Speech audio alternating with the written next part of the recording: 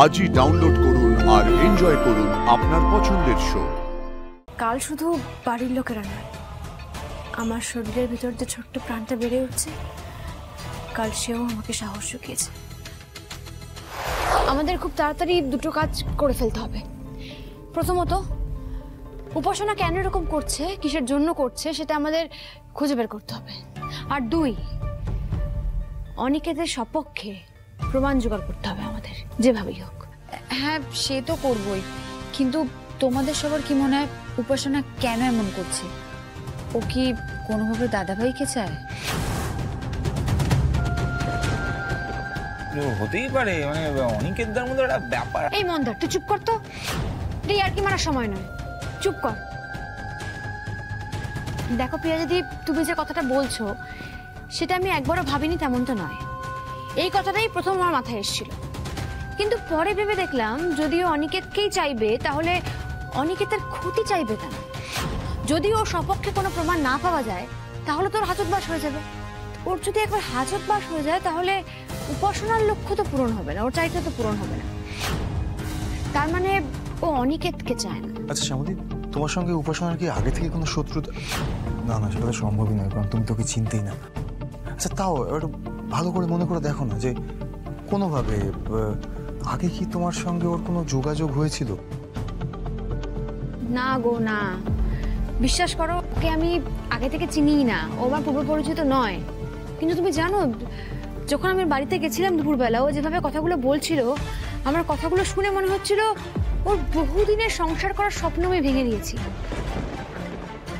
আমি এই হিসেবটাই মেলাতে পারছি না, আমি কি করে ওর স্বপ্ন ভাঙলাম, কি করে কি করলাম। আমি ভাবছিলাম মানে কোনো বিজনেস রাইভালরির ব্যাপার নেই তো, মানে টাকা পয়সা সম্পত্তি এই রিলেটেড কিছু? না না, সেরকমটা হলে ও বারবার নিজের ভালোবাসার মানুষের কথা বলতো। আর তাছাড়া উন্মেষ বাবু আমাদের তুলনায় অনেক বড়, অনেক ধনী ব্যবসায়ী। ওনার একমাত্র মেয়ে উপাসনা, সত্য তারই। তাছাড়া ওর পুরো বিজনেস ফিল্ডটাই তো আলাদা। এই শ্যামলী, তোকে ও কি একটা প্রমাণ দেবার কথা বলছিল না? কি প্রমাণ দেবে? বাবা, ওর কাছে সিসিটিভি ফুটেজ রয়েছে, রেস্টরুমের ভিতরে সিসিটিভি ফুটেজ। অন্য কোনো প্রমাণও থাকতে পারে।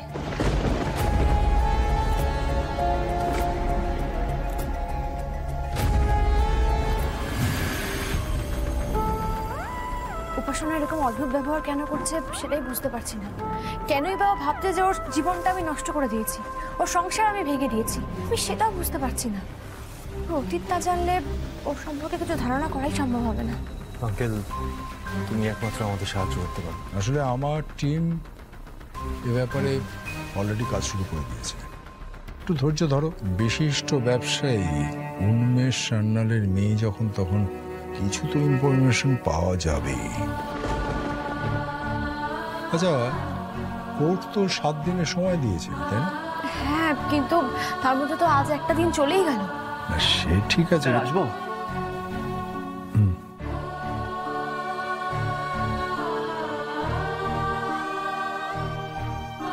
উপাসনা সান্যালের ব্যাপারে কিছু তথ্য পাওয়া গেছে স্যার।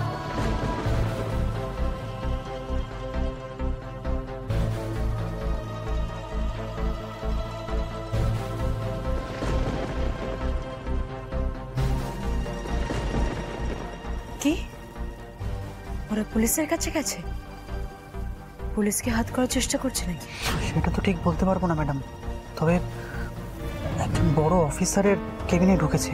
ওকে, তুমি সবটা আমাকে জানাবে। মন দিয়ে শোনো ওখানে কি হচ্ছে। কিন্তু ওখানে তো পৌঁছতে পারবো না ম্যাডাম। আমি ওসব জানি না। অনেক নজর রাখো, আমার শুধু খবর চাই, মাথা খাটাও।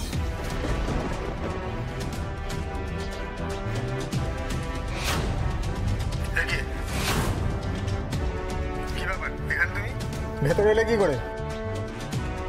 এই রে, কি বলবো এখন?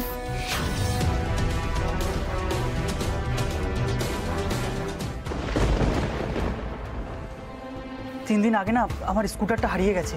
পুলিশকে অনেকবার বলেছে কিন্তু খুঁজে দিচ্ছে না, তাই বড় সাহেবের কাছে এসেছি রিপোর্ট করতে। দয়া করে আমাকে একটু ভেতরে যেতে দিন না। এসব বড় সাহেব দেখেন না, আর আপনি যে রিপোর্ট লিখেছেন সেটা নিয়ে ওই পাশের বিল্ডিংয়ে যান, ওখানে গিয়ে কথা বলুন।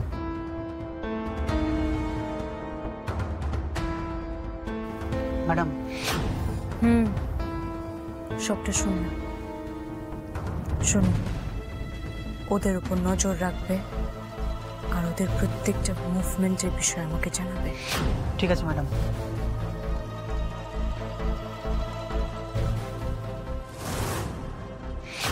উপাসনা 2023-2024 সালে মেন্টাল অ্যাসাইলামে ছিল। তাই তো দেখছি, ওখানে টানা 2 বছর ছিল, তারপরে 6-7 মাস হলো ওখান থেকে বেরিয়েছে। না মানে আমি একটা কথা বলবো, আমার না মনে হয় স্যার গোটা বিষয়টা ঢপবাজি। না কারোর যদি মাথায় প্রবলেম থাকে তাহলে সে এরকমভাবে প্ল্যান ট্যান করতে পারে, এরকম থেট ফেট দিতে পারে না, মাথা হলে এরকম হয়। মন্দা এরকমটা হতেই পারে, নিশ্চয়ই কোনো একটা সমস্যা আছে। হ্যাঁ, আমারও তাই মনে হয়, কারণ এইভাবে একজন নিরপরাধ মানুষকে কেউ ফাঁসায়। ও খালি বলছে শ্যামলী নাকি ওর সংসার ভেঙে দিয়েছে। আরে কিসের সংসার, কার সাথে সংসার, সেটাও তো বলতে হবে। বলবে না, আমাকে ভদ্রভাবে জিজ্ঞেস করলে বলবে না, এসব মানুষজনকে না ধরে চাপকাতে হবে। হ্যাঁ সরি স্যার, না চাপকালে এরা মুখ দিয়ে সত্যি কথাটা কখনোই বলবে না। সবাই মিলে গিয়ে তখন ধরেছিলাম, তখনই ধরলে চেপে বলে দিত সবটা। মন্দার, আজে বাজে কথা বলিস না, চুপ কর তুই। বলছি, আর কোনো তথ্য পাওয়া গেছে কি? আপাতত আর কোনো তথ্য পাওয়া যায়নি। আর রেস্ট্রো বারের বিজনেস শুরু করেছে। সে তো জানি, ওখান থেকে তো সব ঝামেলা শুরু। উপাসনা কেন 2 বছর মানসিক রোগীদের হাসপাতালে ছিল, কি বৃত্তান্ত, সবটা ওখানে গেলেই জানতে পারা যাবে। আমার মনে হয় ওখানে গেলেই রহস্যের জট খুলবে। একদম কারেক্ট। থ্যাংক ইউ বাবু, এইভাবে তুমি সবসময় আমাদের পাশে থাকো। Thank you so much. It's my duty. Hiranmoy uncle, আপনাদের কেউ কি, মানে আপনি কি কাউকে আমাদের সঙ্গে পাঠাতে পারেন? তাহলে আপনাদের দেখলে যদি ওরা... I am sorry Shyamali, case চলাকালীন আমরা অফিসিয়ালি তোমাদের এই কাজের ব্যাপারে এর বেশি আর কোনো হেল্প করতে পারবো না। ঠিক আছে, কোনো অসুবিধা নেই। আপনি সব সময় আমাদের পাশে থাকেন, অনেক হেল্প করেছেন। Thank you. তাহলে এবার আসি।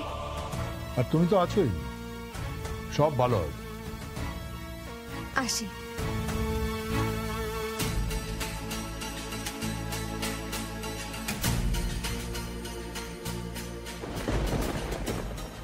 শ্যামলী, দেখো এখান থেকে ওই মানসিক রোগীদের হসপিটালে যেতে প্রায় 1 ঘন্টার ড্রাইভ আছে।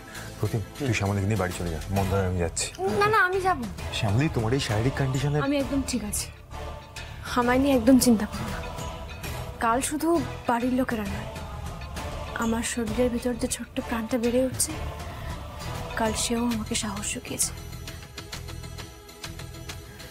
আমি তো এটার শেষ দেখেই ছাড়ব।